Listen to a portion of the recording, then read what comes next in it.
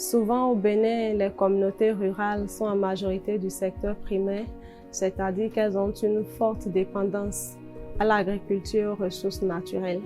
Elles sont souvent pauvres et ne peuvent donc pas s'offrir le luxe de produits alimentaires importés disponibles dans les supermarchés pour les plus nantis. Cependant, il est possible de bien se nourrir à partir de produits locaux tels que les produits forestiers non ligneux qui sont accessibles pour ces communautés. Parallèlement, ces PFNL ne sont pas souvent utilisés du fait de l'ignorance de diverses recettes culinaires possibles à partir de ces PFNL.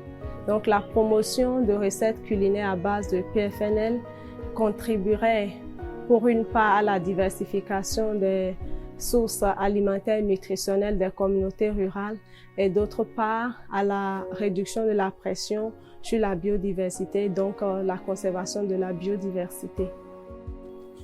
Aujourd'hui, par exemple, nous étions avec les femmes de Tangueta, un groupe de femmes de Tangueta, et nous avons partagé avec elles une recette à base de farine de néré, des biscuits de néré qui n'étaient pas jusque-là connus de ces femmes. Le programme RBT-WAP, JIC-WAP, nous a appuyés et nous a aidés à donc faire naître nos idées à travers ces activités de démonstration de recettes culinaires à base de PFNL. Nous utilisons des parties de plantes en stage de maturation et nous les récoltons de sorte à ne pas compromettre la régénération. Nous croyons que si nos recettes sont adoptées, ceci contribuerait à réduire la pression sur les espèces végétales et même la faune. Je m'appelle Tawema Rebecca, je vis à Tangueta où je suis productrice maraîcher. Ce qu'on nous a appris aujourd'hui, les biscuits de néré, nous ne le connaissions pas. Comment allons-nous conserver l'environnement tout en profitant de lui?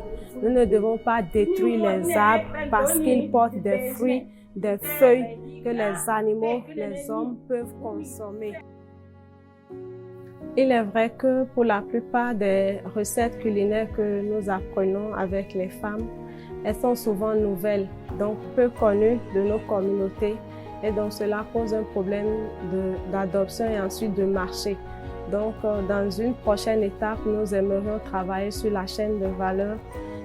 Pour ceux qui nous écoutent, nous voudrions dire que la farine de néré n'est plus à jeter, le deutérium n'est plus à croquer, juste croquer et jeter. Il est possible d'innover avec les PFNL qui sont à notre portée. Et surtout, n'oubliez pas les gestes barrières. Merci.